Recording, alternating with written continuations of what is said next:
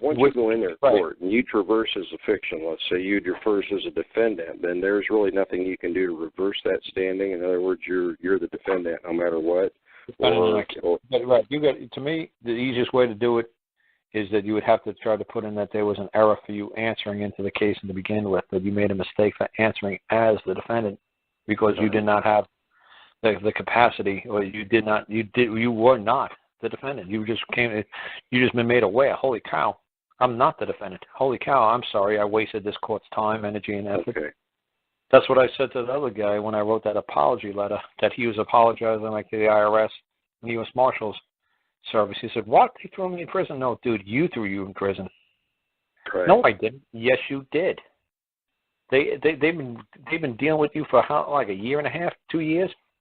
Believe me, there's plenty of times, ample opportunity that you could have put before them that you are not who this person is, this fiction is, this character is, you had plenty of ample opportunity to clarify it to them, but you never did. Is that an error, or is that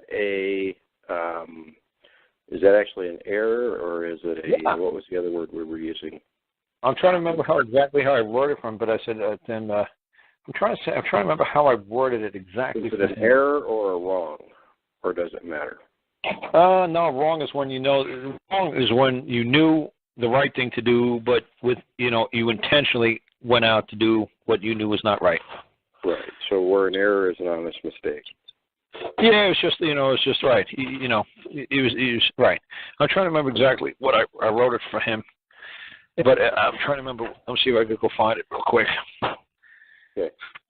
I just had to had made a chicken. I had to put it up so the cats don't get it. So let me see what up. But yeah, like I said, I remember what I said to him is that he's just became, like he's aware, that let me see if I can find it. I think it was called letter number 1. I think it was letter number 1. Oh man, like I said, he was not happy when I read that letter. Yeah, he was not happy. The prosecutor, the judge, or who? The guy that I wrote it. The guy I wrote it for. He was like, "Holy cow, man!" He's like, they put me in jail. They did this to me, and they put this. Right. They tortured me. We all volunteer to go to prison. Right. He said, "Oh, they did this. They did this." I said, "Dude, your name's the only name went out of order." So, yeah, right here. This is. I'm trying to remember if this is exactly what it was. I said, on or about, July 3rd, 2013, I, the defendant, made a wish to possess, maintain, and requested the immediate placement of an article known as a home monitor ankle bracelet to be bound to my person in concurrence with the go-between agents of the United States of America, said plaintiff. So what I was basically saying right there was just like, I, the defendant, made a wish to maintain and possess an ankle bracelet, and I wished for it to be bound to my person, and we all agreed, the agents of the United States of America agreed on behalf of the plaintiff that I be bound so. And then I said upon said date,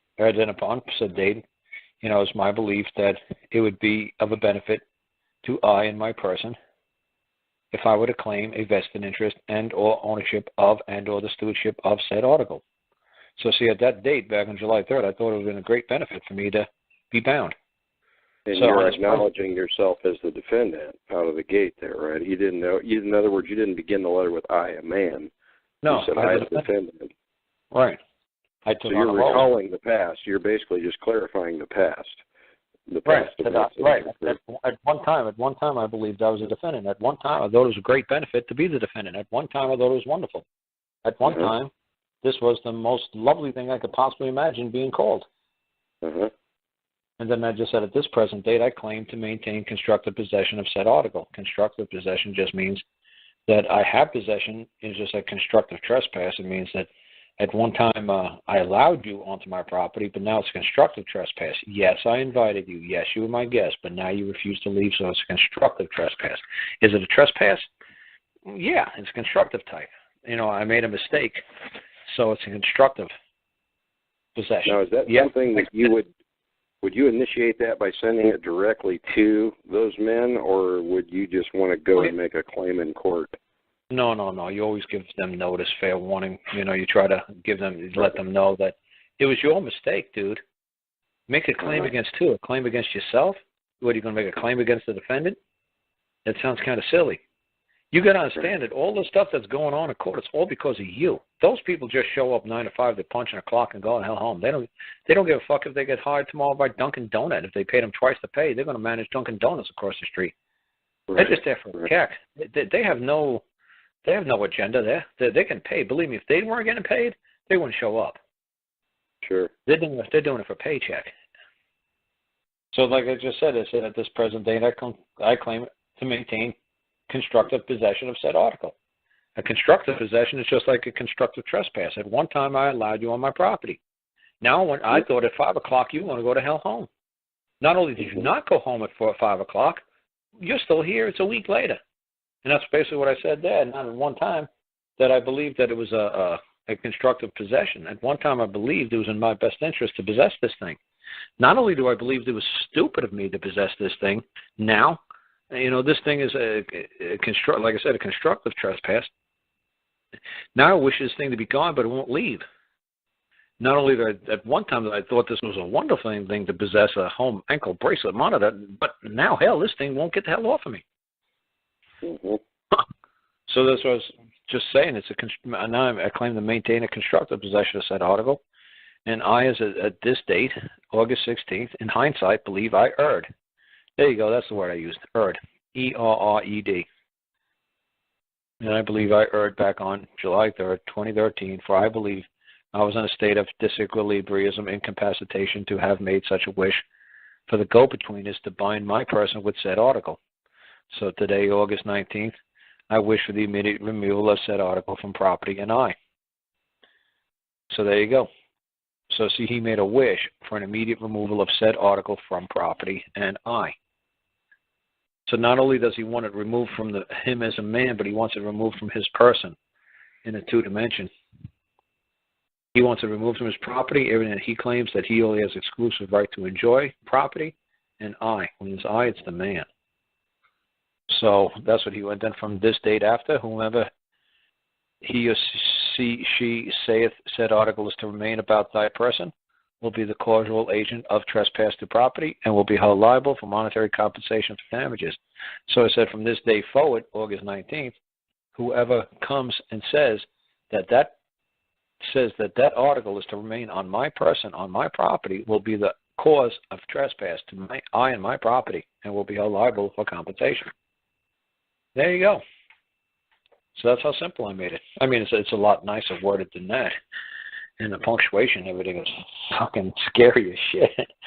But believe me, man, when the attorney got that down there, man, they were pissed.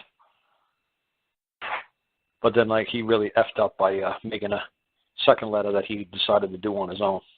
On the second letter he decided to do on his own. He says, well, I want their names, I want their numbers, I want their badge numbers, I want their employee IDs, I want their addresses. And it's like, holy shit. Dude, the first letter said that you bear full liability for the defendant and all the acts that you did on behalf of the defendant. Now you're saying somebody else did all this.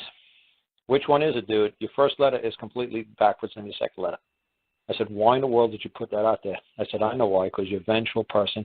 You want to seek revenge on these people, and you want to sue them because you believe they've done you wrong, when the whole time it's you that's done wrong. He said, well, I know it's Susie and Bobby that did this to me, and little Timmy did this to me. He said, dude, what happened to this Susie, Timmy, and Bobby been reassigned since July? What happened if they're now working at Dunkin' Donuts because they got paid $1 million a year to manage Dunkin' Donuts? Bobby, Susie, and Billy did not do this to you, dude. Your name is the only one on that GPS unit order. I don't see anybody else's name on that order but yours.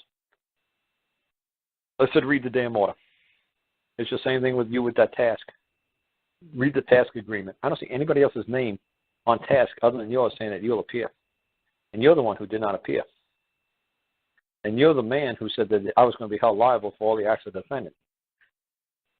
That's why you held in contempt. Because the defendant is a little incompetent 3-year-old. So somebody, Daddy, is going to have to be held liable for the actions of the 3-year-old throwing a lock through the window. Daddy's the one going to jail for little 3-year-old throwing locks through the windows. Not the 3-year-old. You ain't going to hold a 3-year-old off to jail. That's ridiculous. You're not going to hold the defendant off to jail you're going to haul a man off to jail.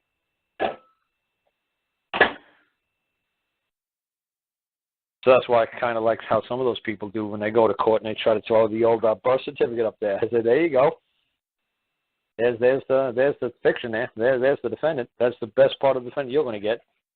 If you think I'm going to be held liable, you think I'm going to put my body up. Oh, no. I got this article called the birth certificate. I believe it's got just as whatever value that this court is seeking. I hope the court can get it out of this piece of paper, because I'm not putting my body up for this. It's like setting a bondsman. A bondsman's like saying, I'm not going to go to, I'm not putting up my body for to bond this guy to jail, but what I will do, I'll put up a piece of paper.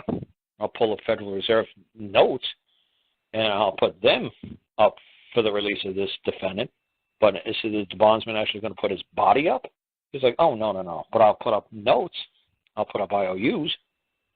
I'll put up security. I'll put up, security instruments. But is the bondsman, you go to Chico's bail bond, is Chico going to put up his body if the defendant, if the defendant doesn't show up? No, he's going to put up some sort of security instruments. So I think it's kind of funny when people go to court and they say, hey, well, this is a security instrument. This is a birth certificate. I hope you get some value out of this thing. I hope it's worth something to you. Is that going to cover the bond or for to get this guy out, for the defendant to be released or the charges to be dismissed and dropped? It's pretty funny.